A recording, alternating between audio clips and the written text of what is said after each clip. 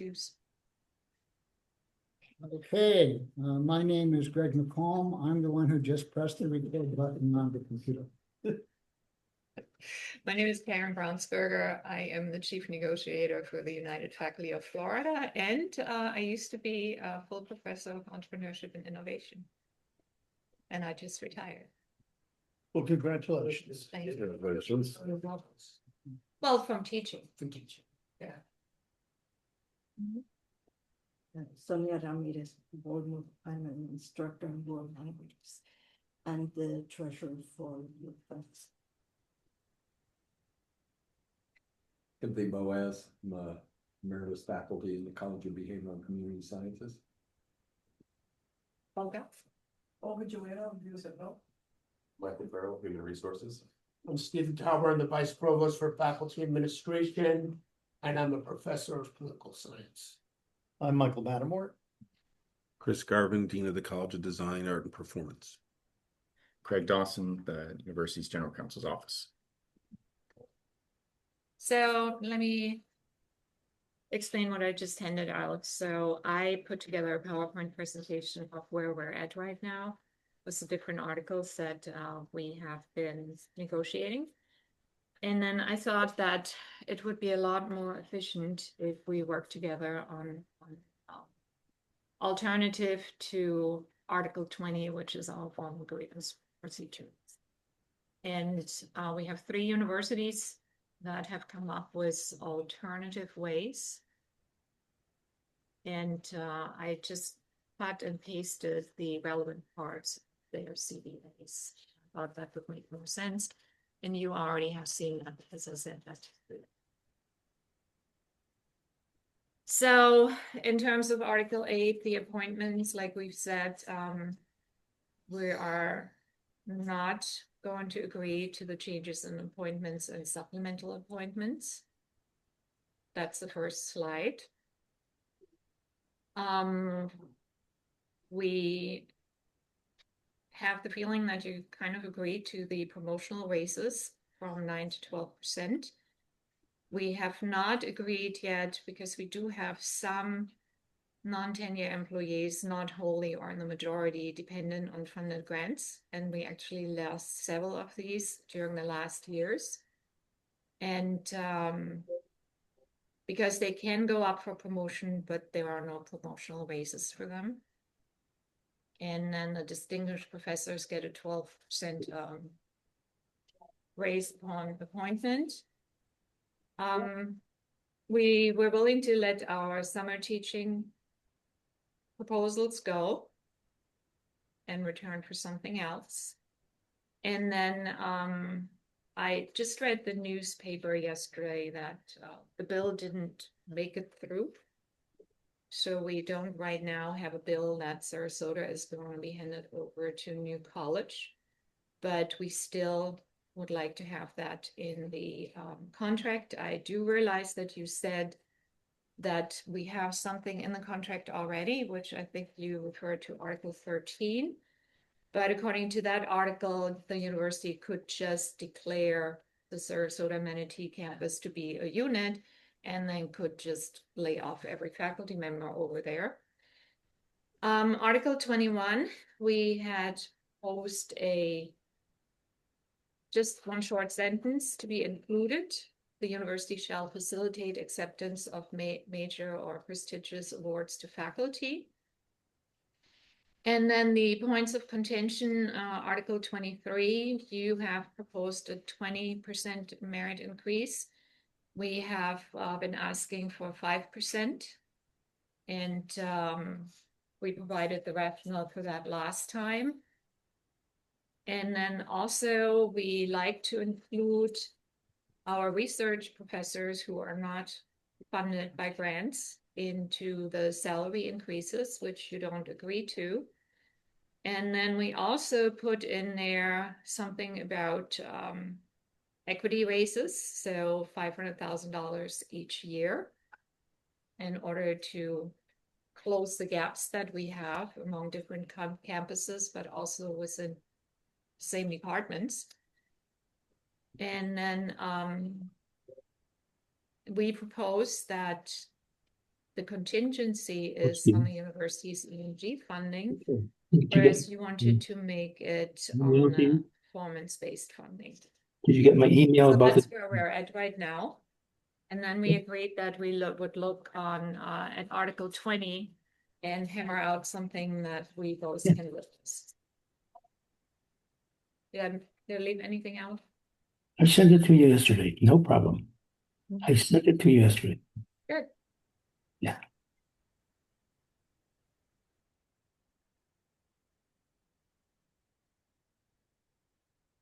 We have, we have received the excerpts from the other contracts. Yeah. FAU and, FSU and Selfish. FIU. yeah.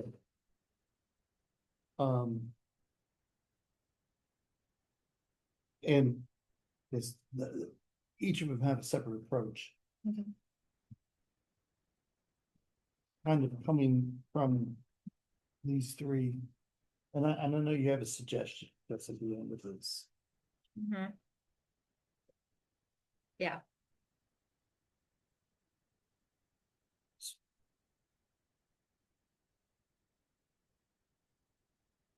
So we really like one of the approaches in the grievance process that you file the grievance with the unit head defined as the dean, principal, director, or whatever. So instead of going directly to the university's representative, we're trying to keep it in-house within the college and try to find a solution to the grievance first, which I think is a lot less controversial. And I like that, or we like that. And then moving the grievance, if there is not going to be an agreement, moving it on to the university's representatives or present representative. We also would like to increase the 30-day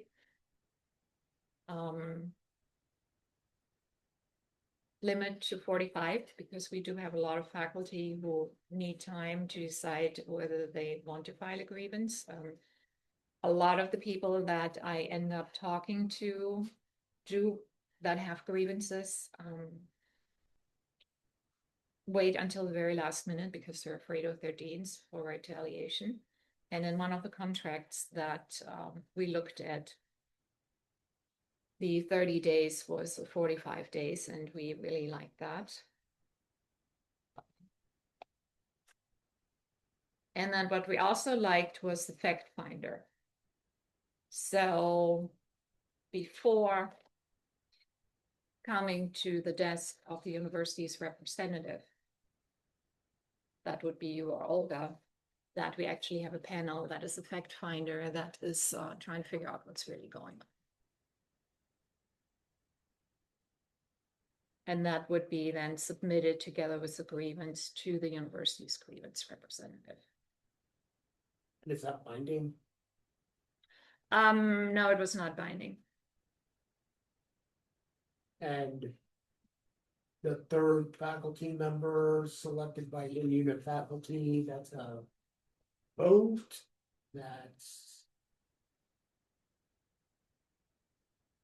I'm looking at your suggestion. Mm-hmm.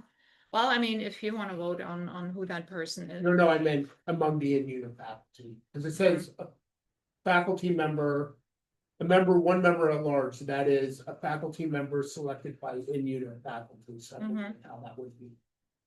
Well, it would be the same way that we select people who are on the faculty senate. You just send an email out, you ask for nominations, and then when people have self-nominated or have been nominated, you would have an election. So it would be a vote, and that one person would have a term of, let's Yeah. say, a year or Yeah. something, and would sit on everyone. But the USF representative and the UFF representative would be up to UFF and USF. Yes, correct. So it could change for different ones. Yes, but it that could. one would Yeah. be. Because one of the things that they had in their contract, I believe, is that the fact finder cannot be from the same college as the faculty member filing a grievance. We don't want to have any. So there would have to be an alternate. Yeah. So it'd be one Mhm. general fact finder elected each year Mhm. and an alternate in case yeah. the grievance comes through that. Yeah. Yes. Mhm.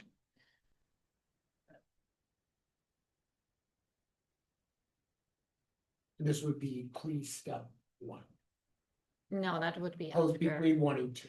So the way that we had talked about it, what we really took away from all of this is before the grievance comes to your desk, we try to help the faculty member solve the issue within the college. How does that work?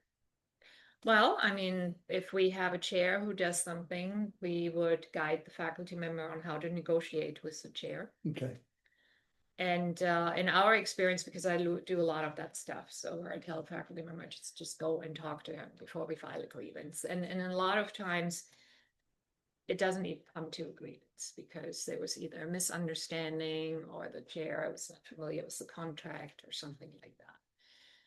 So, and if the chair or the college cannot resolve the matter on their own, then it would go to the committee or the panel of fact finders who are looking into the issue to figure out what's really going on.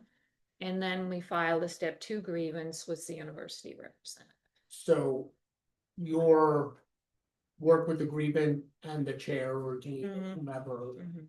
would replace step 1 Yeah. as it currently Mhm. exists. And that is, There might, so so the president's representative would have no role in that, right? Mhm. It would Mhm. just be you, the grievance, and the other Mhm. administrator. Mhm. If there's no resolution, Mhm. then this panel is convened automatically. Mhm. They put together a statement of the facts Mhm. that go up with the grievance to step 2. And then it's either the president's representative, either Oval or me to Mhm. could just do what we Yeah. normally had done. Yeah. And are the chairs or deans or whomever compelled to participate in that informal negotiation? Okay. Whereas if, my question is, sorry, I didn't mean to cut you off, but my question is, so in the current stats, way it's Mhm. set up, if there's a step 1, the chair kind of has to speak to or me, the dean, they don't really have a choice. Mhm. Mhm. But I'm wondering, you know, would you go to a chair Mhm. and say, I'm the grievance representative, this grievance, Mhm. Yeah. and the chair, and then explain to the chair if this were to be adopted, Mhm. that's how. Yeah. Trying to see how this Mhm. work in real practice. Mhm. Yeah. Okay, do you have any? I think you laid it out. Yeah. Well, I think it would be a benefit to all parties. Number one, you would get a lot of stuff off your desk.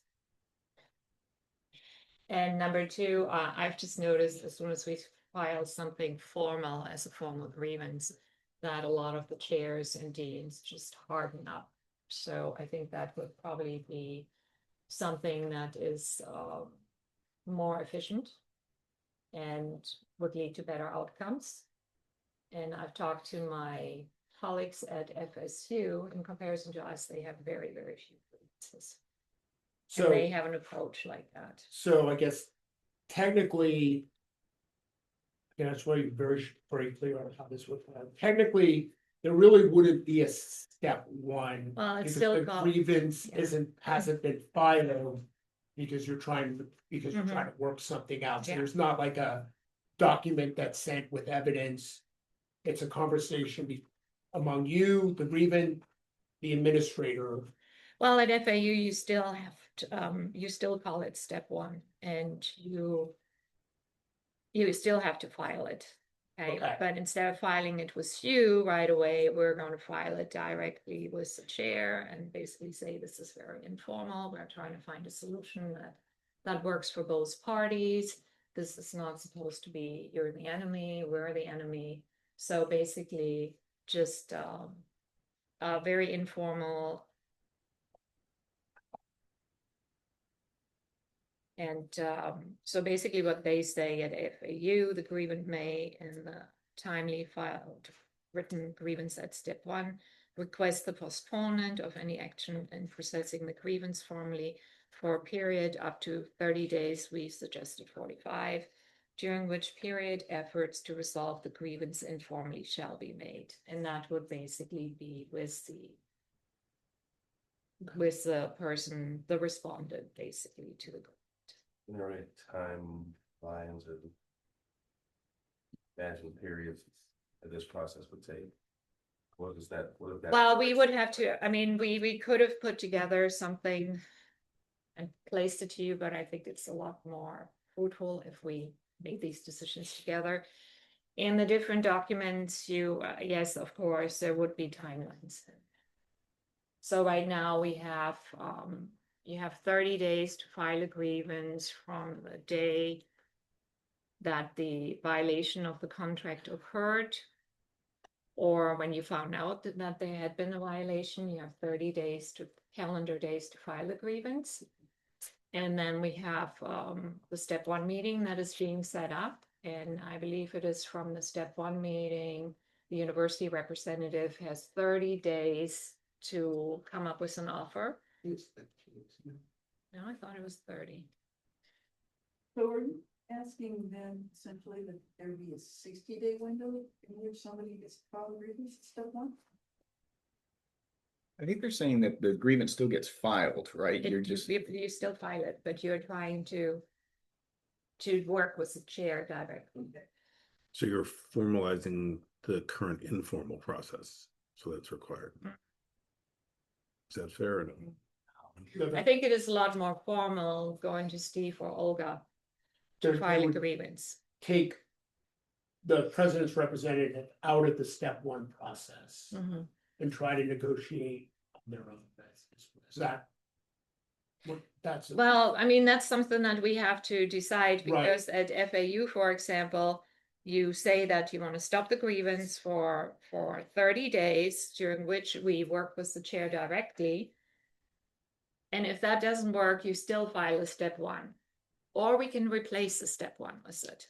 I mean, that's why I printed this out, so we can come to an agreement together.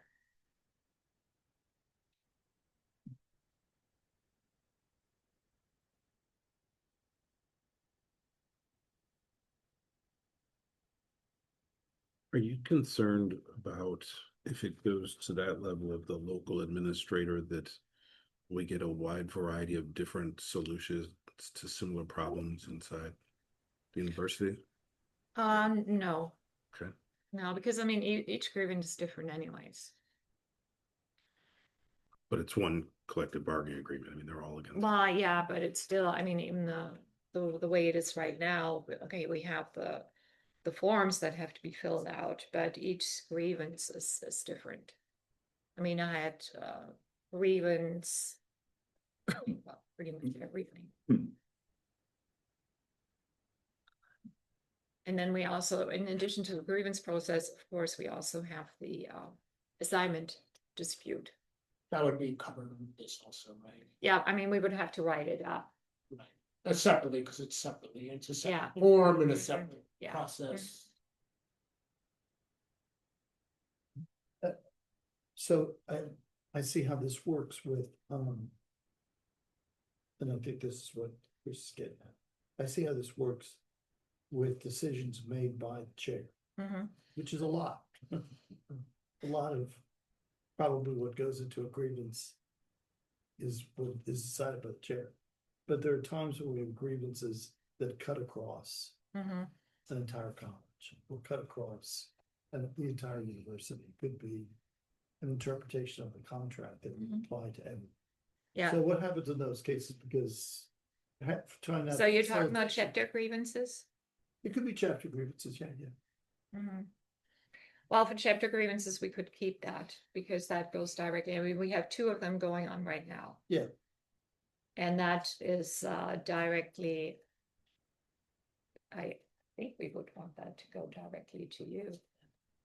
Yeah, in that case, it would just leapfrog on us. Mhm. Mhm. Yeah. Because if it's a chapter grievance, it's usually a bigger matter. Yeah, well, we couldn't have Mhm. one chair facilitate chapter. Correct. Yeah, you couldn't do that. Okay.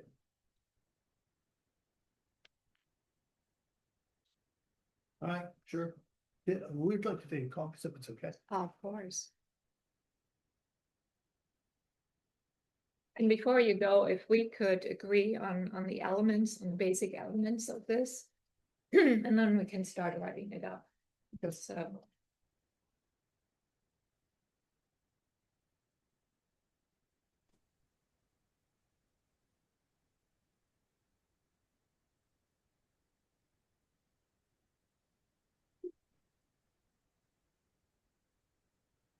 was recording.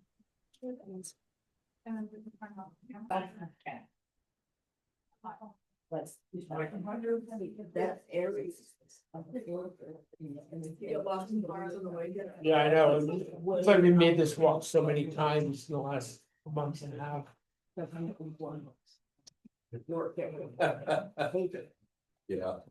Sorry, I don't have my visit, give my steps. No, I told them to me. We appreciate that opportunity of the caucus. We have a couple things Hmm. has come out of the caucus.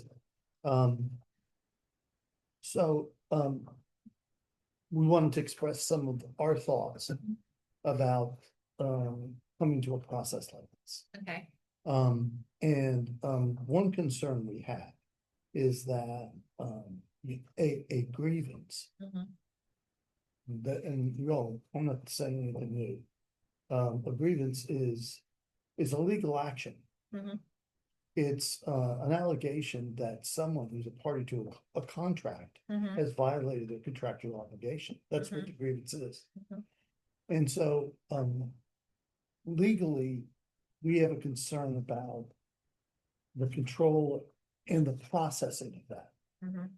So, even if we look at the examples, that you gave us, there seems to be consistently, one clearinghouse place to file.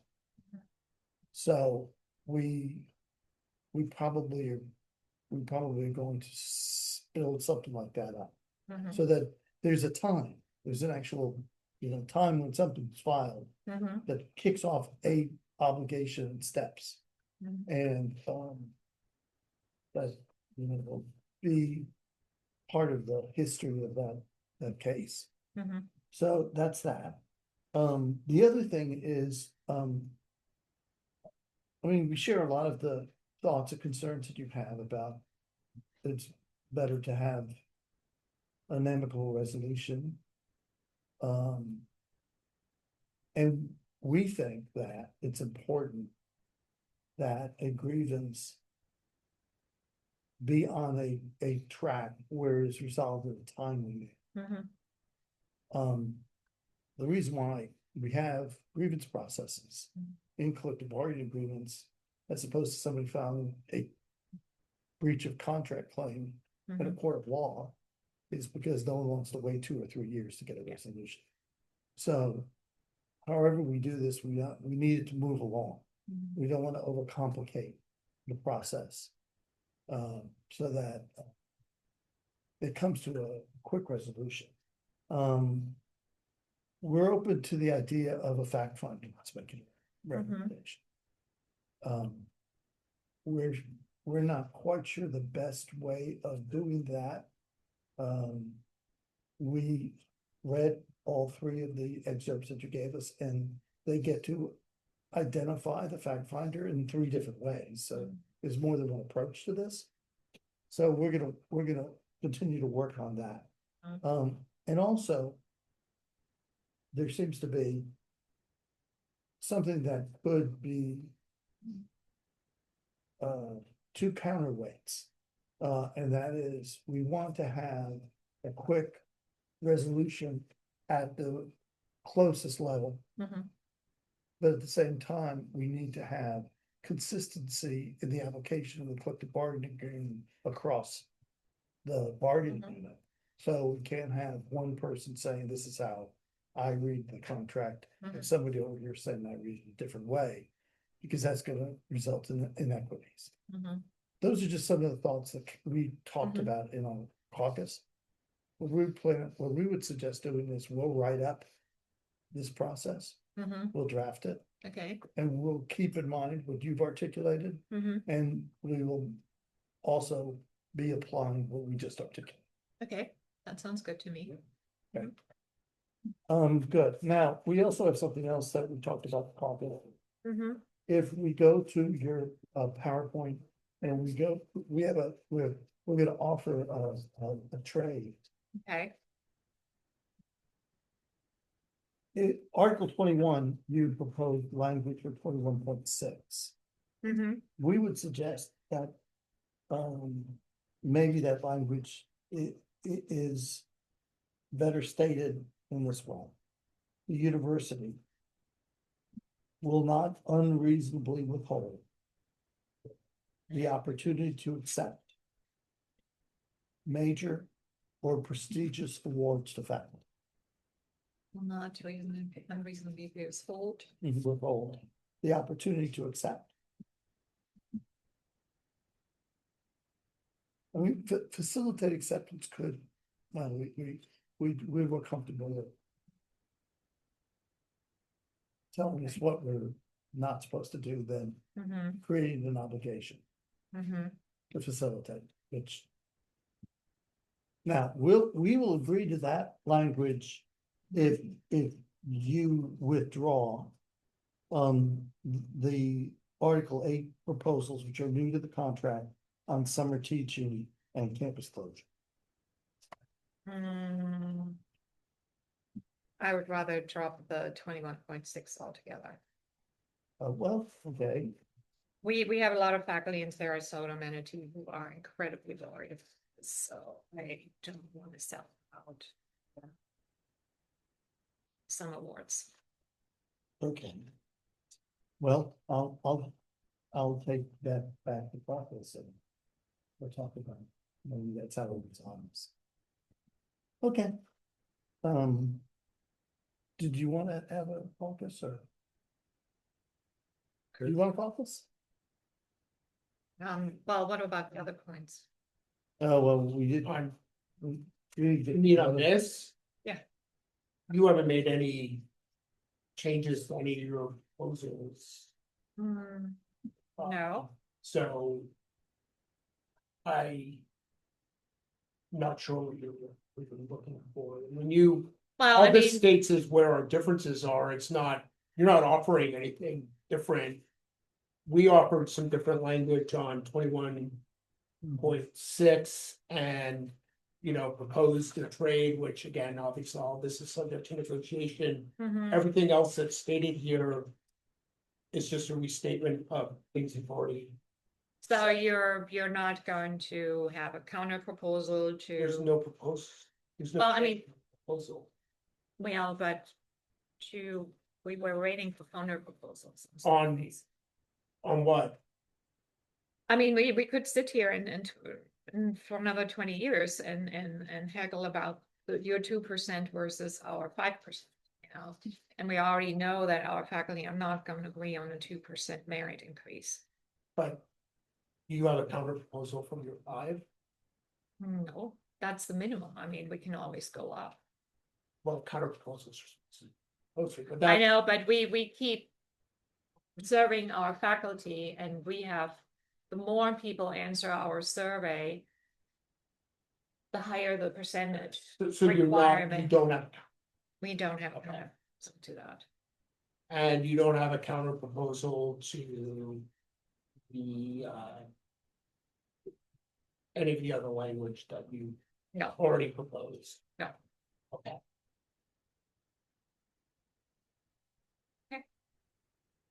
Well, we'll work on some language Okay. and we'll also, let me ask you this. So I can have clarity in your response. I suggested this language for 21 exchange for some language being withdrawn, it was proposed to be added to Article 8 on summer and campus closure. And then your response was the campus closure language is not worth it to you for the language for Article 1. Well, I mean, when we're talking about the university shall or will not unreasonably withhold the opportunity to accept major or prestigious awards to faculty, that might have an impact on maybe 10, 12 faculty members per year. Whereas when we're talking about campus closure, we're talking about how many people do we have in unit over at Sarasota Manatee?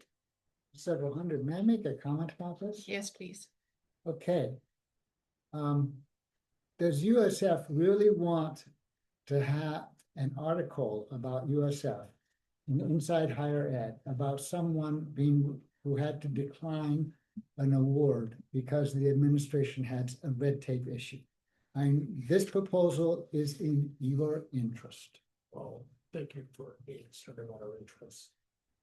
Okay, my question was this. When you went through your presentation and you got to summer teaching, you said, well, We might trade that in for pay increases. I mean, Okay. if it has to be, if we have a choice between the merit increases versus summer teaching, we would drop the summer teaching for an increase of the merit. all right, I'm glad. Okay. I'm glad you asked. All right, well. Anything else? So we'll prepare something on this, Article 20. Article 20.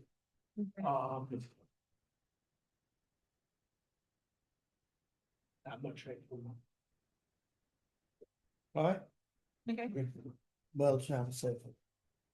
Thank you. Karen? Oh, yeah, there's something else. Oh. And sorry about that. I forgot. I promise. That's fine. Okay, we've been making some information requests.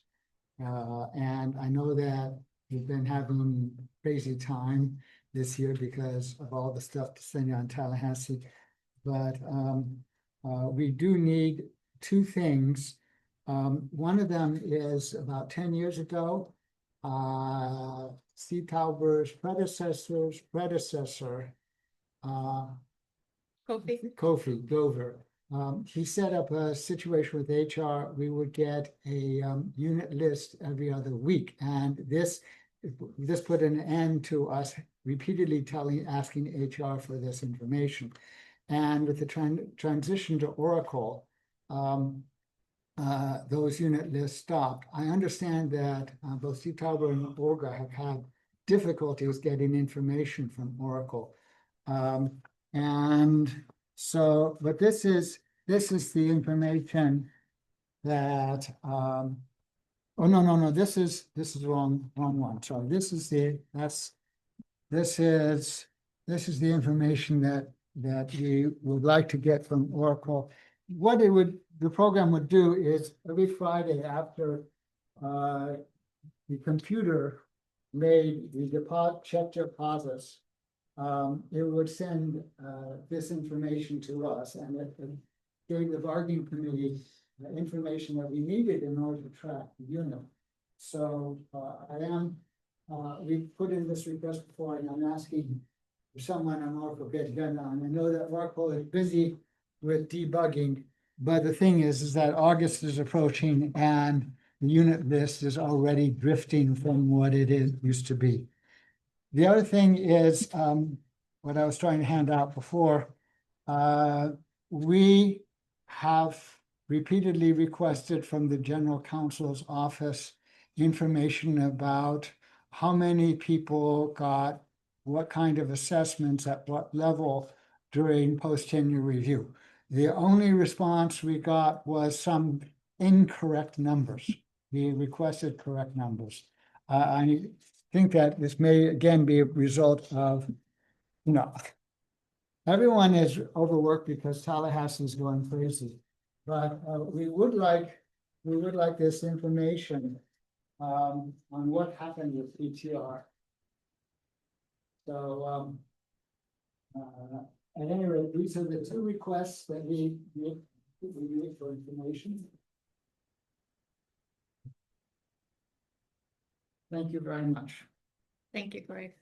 Just as a point of clarification, the report that you requested for data on the population, Well, it is being processed by IT. okay, here's, They're actively working. okay, I will tell you this. There are several different ITs. Each of them says, talk to the other person.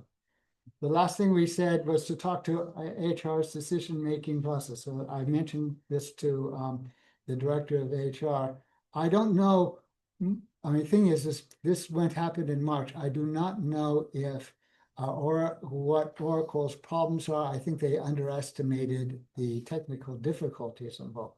I'll be frank with you, that the information that you're requesting doesn't live in Oracle.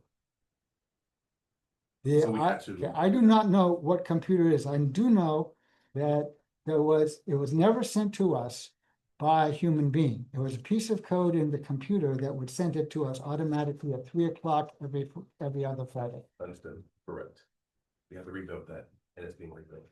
Oh, okay, so that is online? It will be. Okay, and so me and Steve and Olga will have access to this information by August 7th. Can't commit to timelines because I don't work in IT, but we are working. Okay, seriously. I am just saying, the three of us will get together and we will storm the building if you don't have access. I'll figure yourself on that one. Too old to store it. I'm older than you are. Where you're going. I'm facing so. Okay, thank you very much. Thank you. Okay, so I will send our initial proposal on it. I would appreciate that, and then I'm going to share it with the committee. And next meeting. Okay. To discuss that.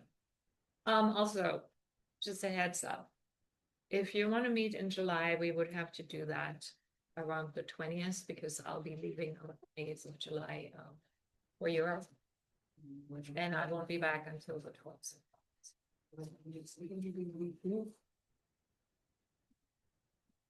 We could work on it, but. Okay.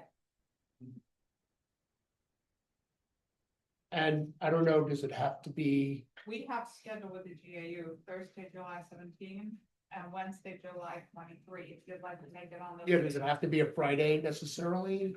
Are you open to Thursday, July 17? We don't have to commit now, we're just Like, providing.